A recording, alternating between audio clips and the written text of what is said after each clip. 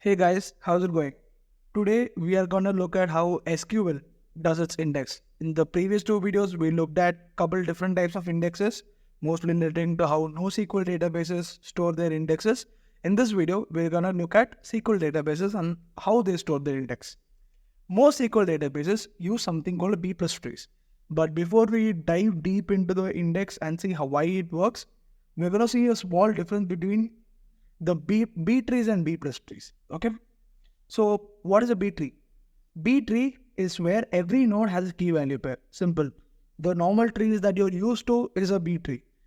Every node can have 2, 3, 4, n number of children. But the key point is that every node has a key and value. Okay. But in contrast, the B plus tree, every node does not have a key value pair.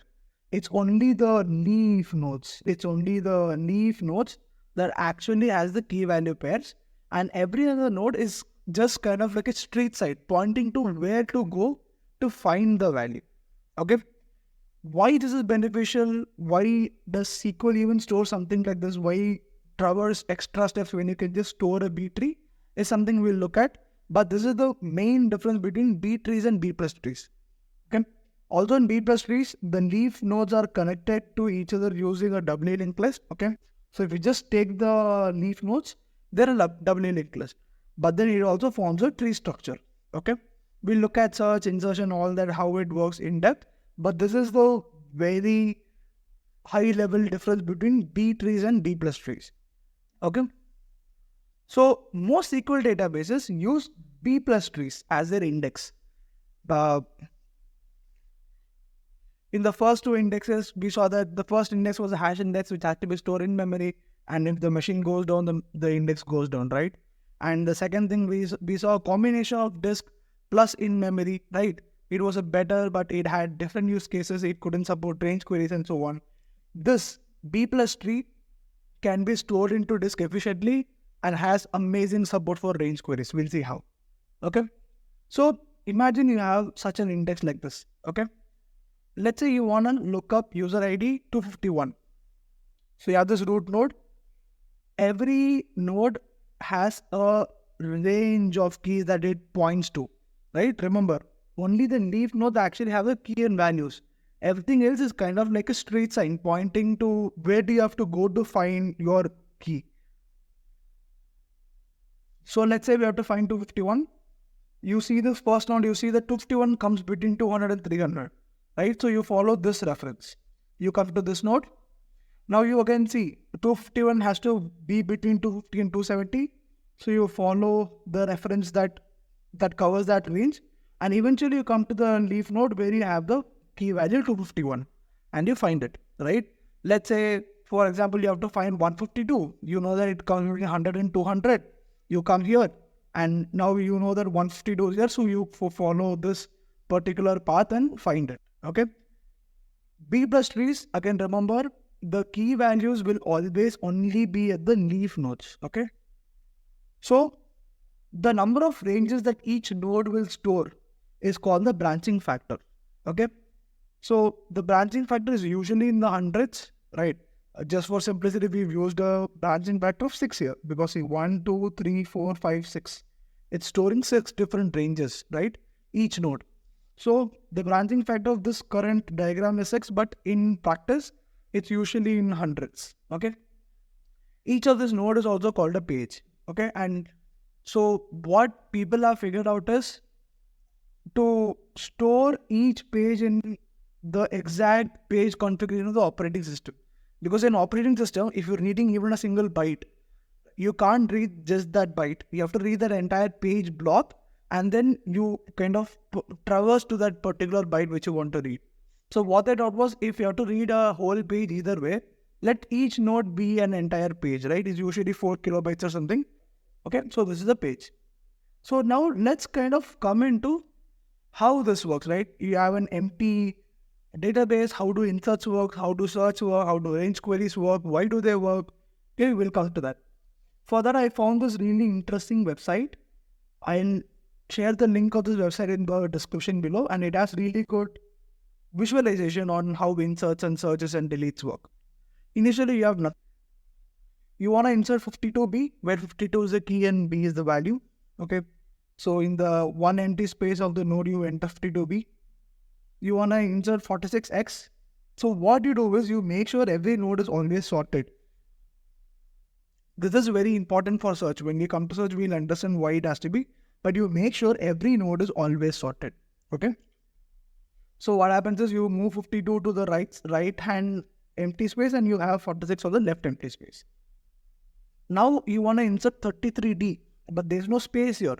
So what you do is you create a new node, but what happens is now 33 is less than both of these, right? So 33 is actually inserted on the left node, right? You will see why I'm calling the left node here, but for now it's just an empty node. Okay. But no, this is not a tree, right? These are two disjoint nodes. You need to make a tree out of it. Okay.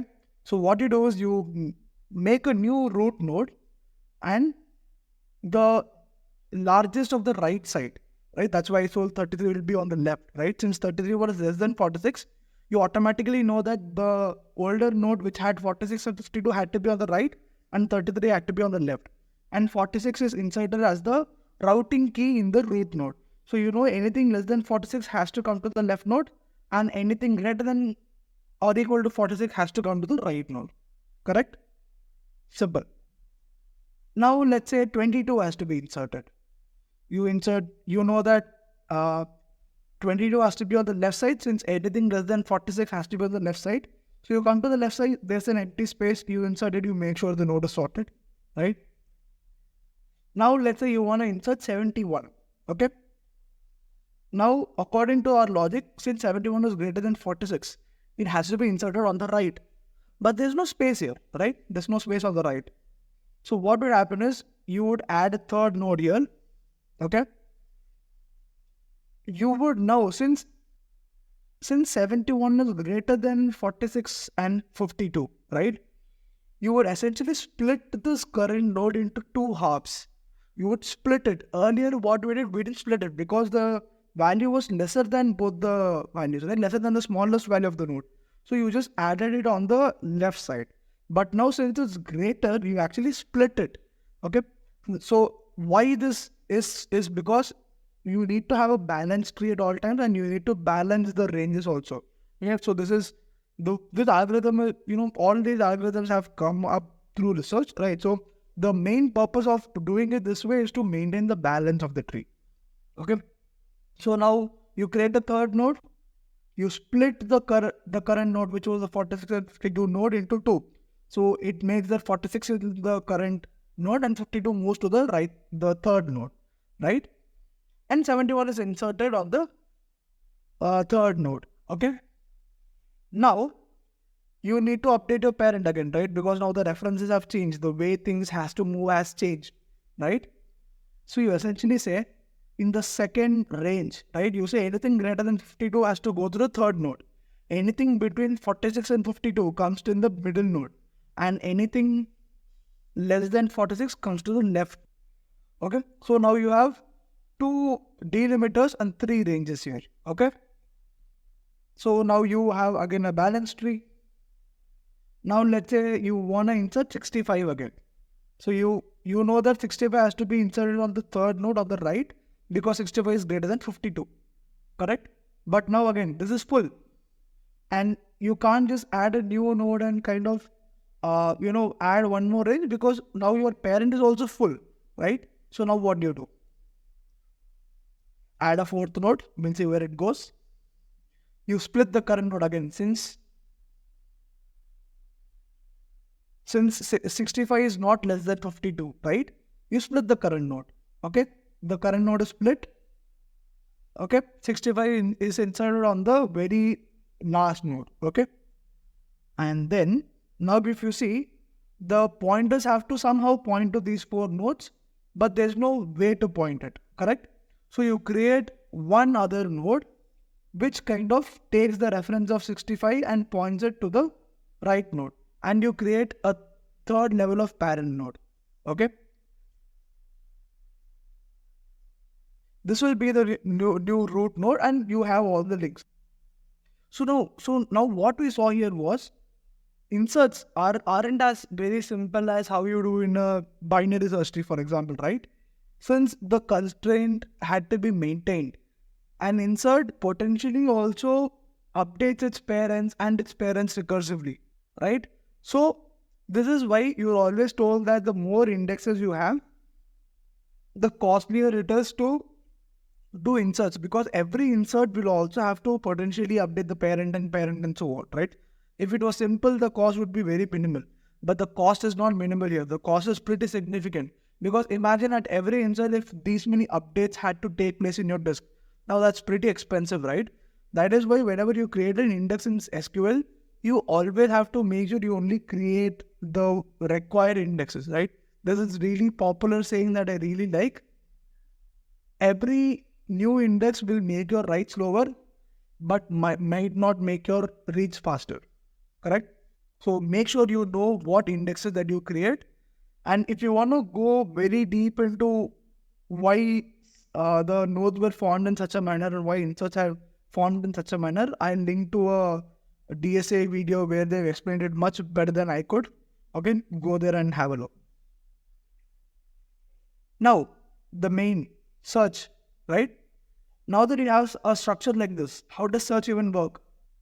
Let's say you want to find 65, okay?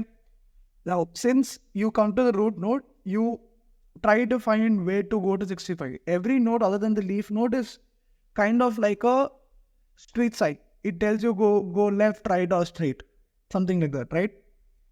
So you know that since you have to find 65, 65 is greater than or equal to 65. So you have to come to the right side of the that current root node.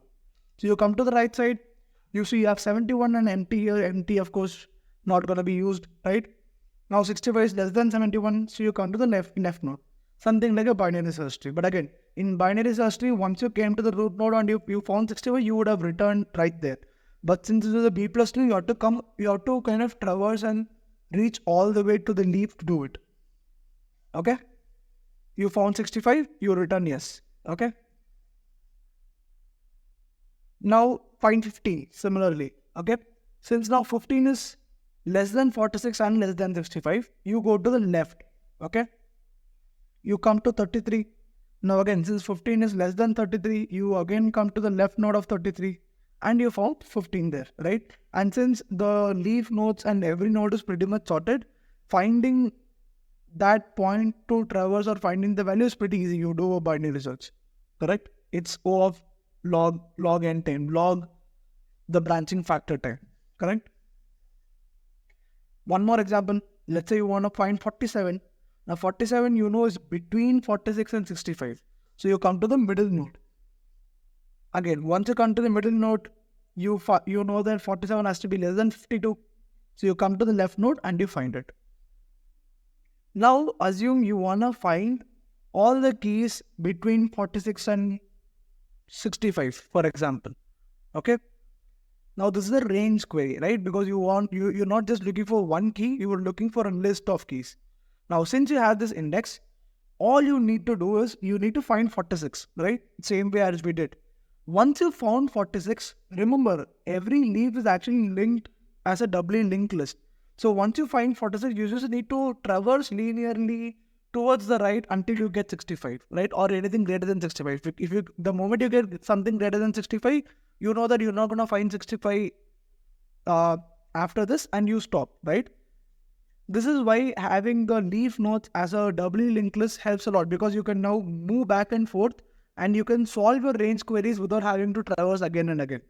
Once you traverse for the smallest key, you can just, or the largest key, let's say, you can traverse back or forth and you find all the range of keys that you want. That is the power of B plus trees. That is why all of them are stored in the leaf. They're also made as a doubly linked list. It's not only to serve for just the one key and value, but also to support range queries very efficiently, right? Because once you now found 46, you go 46, 47, 52, 65. You got 65 and you're done. Let's say you needed to find till 66, right?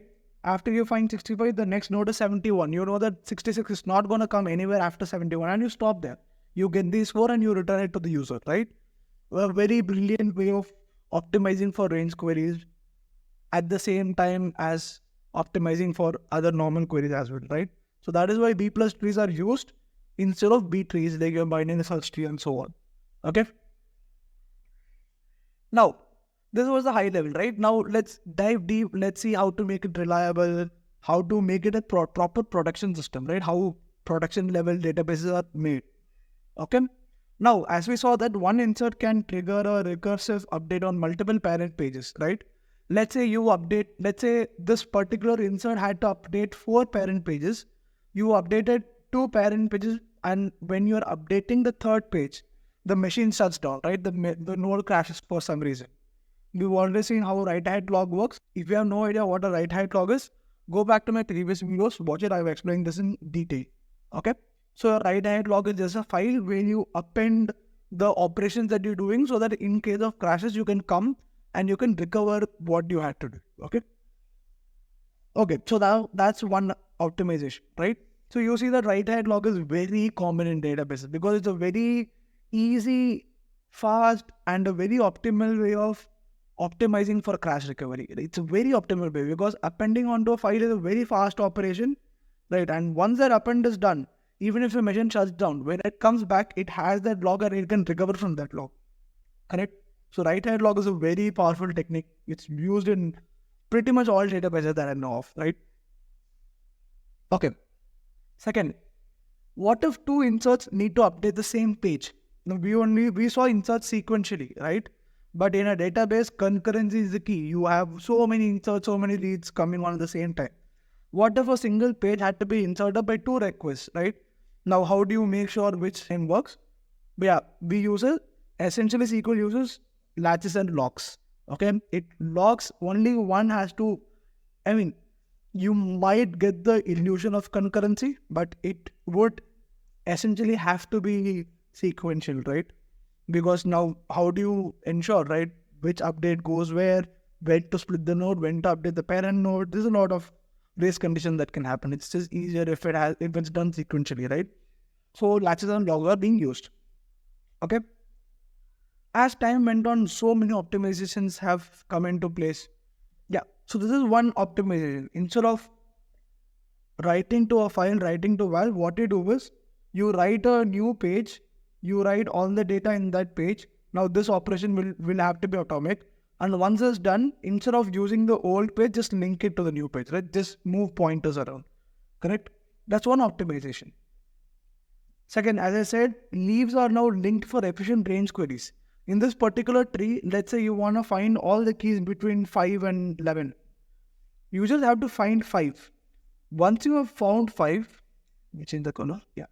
Once you found 5, you just need to go sequential until you find 11, right? You don't need to go back and traverse for each and every value in the range. Pretty easy, right? Pretty simple, right? And optimization, this is a very good optimization because you don't have to traverse all the levels again. Once you traverse once you find one value, you just need to kind of do a sequential traversal until you find that particular thing. And again, now if you want to read the entire database, now that's going to take time because again, now it has to read from 1 to 15 all the way, right? But most queries, most traversals are smaller, right? Most range queries are smaller. So this optimization works wonders there. Now, one more thing that we need to look at is the value that we actually store in the index, right? Now, when you have a node, there are two things that you can do. You can actually store the value in the node itself, right? In the leaf node, I'm saying, or you store a reference to some file where the value is actually stored. Okay. Now, each of this approach has its own pros and cons, so we look at that. Okay. So now imagine for a key, like let's say now you have an index on, let's say, a column called, let's say, status, one more column, let's say status and user, right? You can have multiple indexes on a table, right? Let's say you're updating one row in a SQL table. Essentially here, when you have multiple indexes, values will have to be duplicated, right? You have 3 indexes, all 3 indexes might have different keys, but the values might be same, right? And now the values will have to be duplicated. So, and essentially when you update it or delete it, it will have to be done on all the indexes in the case of value. But in the case of ref, you just need to do it on the file. And since all the indexes are pointing to that particular file, right? you're good to go. You just update the file and you're good to go. Here, in the case of values, reads are faster because once you reach the node, you have the value right there. But in the case of ref, what happens is once you reach the node, you have to read, go to this particular file and read. So it's one more extra IO, right? So reads are a little slower. Now, of course, in a single read, the difference is minimal. But you have millions and millions and millions of reads, that cost tends to add up, right? So reads are a little slower in ref than in value. But updates are much faster and much more efficient in ref than in value, right? So you choose based on the kind of requirements that your application has, which approach to use. Okay. The index where you store the actual key value in the node itself is called a clustered index, and where you store the ref is called a non-clustered index. Okay, the terminology that's used in SQL databases.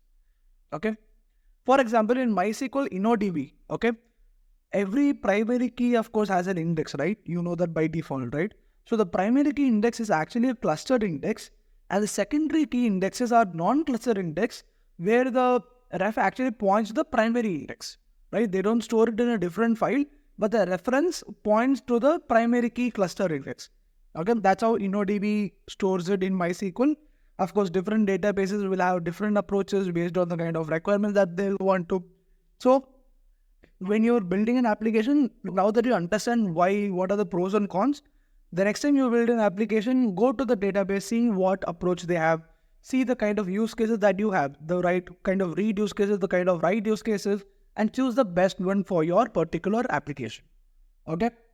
Now, one other thing that we'll have to look at is something called as a multi-column index, right? What is it? Now, let's say you have this table. Earlier, what we did was, let's say you have an index on status, right? So the status value will be the key. But let's say you have some query like this, select all from table where status is 3 and country is India, correct? Now you have two columns. Index on just status won't work. You need a combination of index of status and country, okay? Now that is where multi-column indexes work, okay? So in multi-column indexes, what you would do is the key will be just the combination of the both the columns together, right? A very simple approach. Okay. Now this will support two queries. It can support where status is 3, right? It can just support the status index. It can support status and country, but it can't just support country, right? If you remember in some MySQL database, this is the condition with multi-column index, and because the key is stored this way. Now imagine, okay, when you're searching, you search for 3, right? Or you search for, let's say, whatever you want. It's in the beginning. Once you search for this inside the range of these nodes, searching for the second prefix is pretty easier. But just searching for this is hard because it's in the middle of a string, right? How do you search for it efficiently, right? You can't. Correct?